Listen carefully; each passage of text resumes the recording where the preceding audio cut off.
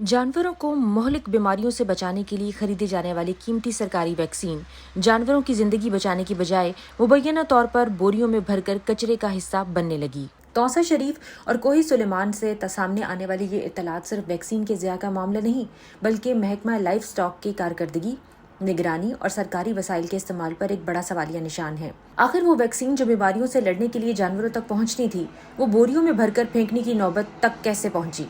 ज़राए के मुताबिक बड़ी मिकदार में हिफाजती वैक्सीन मुबैना तौर पर इस्तेमाल होने की बजाय तल्फ कर दी गई, जबकि दूसरी जानिब तौसा और कोही सुलेमान के इलाकों में मवेशी पाल अफराद अपने जानवरों की बीमारियों और अमवात के बायस शदीद तशवीश में मुब्तला हैं। सवाल ये है कि अगर वैक्सीन वाकई ज़ायदुल मियाद हो गई थी तो उसे बरवक्त मवेशी पाल अफराद तक क्यों न पहुंचाया गया? अगर वैक्सीन नाकिस या काबिल इस्तेमाल थी तो खरीदारी के वक्त मेयार और मिकदार की जांच किसने की? और अगर मसला कोल्ड चेन या स्टोरेज का था तो कीमती सरकारी वैक्सीन को महफूज रखने के इंतजामात कहाँ थे? सबसे अहम सवाल यह है कि बोरियों में भरकर तल्फ की जाने वाली वैक्सीन की असल मिकदार कितनी थी और इसकी मालियत कितनी बनती है? क्या इस वैक्सीन की खरीदारी, तरसील, स्टॉक और तकसीम का मुकम्मल रिकॉर्ड मौजूद है?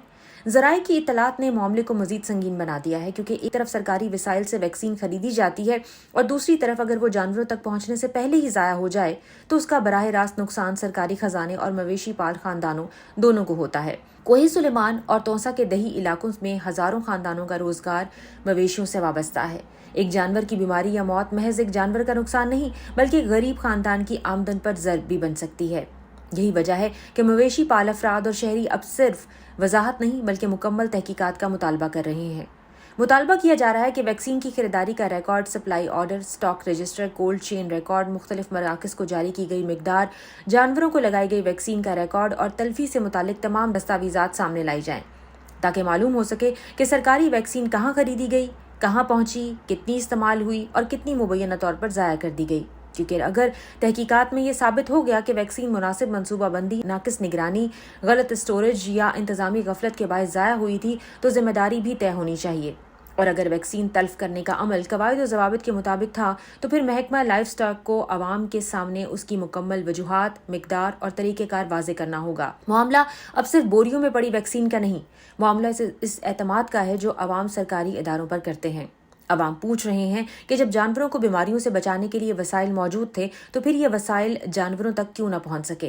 क्या ये महज एक इंतजामी गफलत थी, नाकिस स्टोरेज का नतीजा था, ज़ायदुल मियाद होने से पहले वैक्सीन की बरवक्त तकसीम न हो सकी, या फिर खरीदारी और सप्लाई के पूरे निज़ाम में कोई ऐसी खामी मौजूद है जिसकी तहकीकात ज़रूरी हैं? इन सवालात के हतमी जवाब महकमा लाइफ स्टॉक के मौक़िफ़ और शफाफ तहकीकात के बाद ही सामने आएंगे। लेकिन एक बात वाज़ेह है, कीमती सरकारी वैक्सीन वाकई बड़ी मिकदार में जानवरों तक पहुंचने से पहले ही ज़ाया हुई है तो इस मामले को मामूल की कार्रवाई समझकर फाइल बंद नहीं की जा सकती। तौसा और कोही सुलेमान के मवेशी पाल अफराद जवाब मांग रहे हैं और अब असल सवाल यही है कि जानवरों को बचाने के लिए आने वाली वैक्सीन आखिर जानवरों तक पहुंचने से पहले ही क्यों मर गई? अगर इस मामले पर वेटरनरी ऑफिसर तौसा या कोई भी मुजाज ऑफिसर अपना मौक़िफ़ या बयान देना चाहे तो बैठक न्यूज़ उसे भी नुमाया अंदाज में नशर करेगा।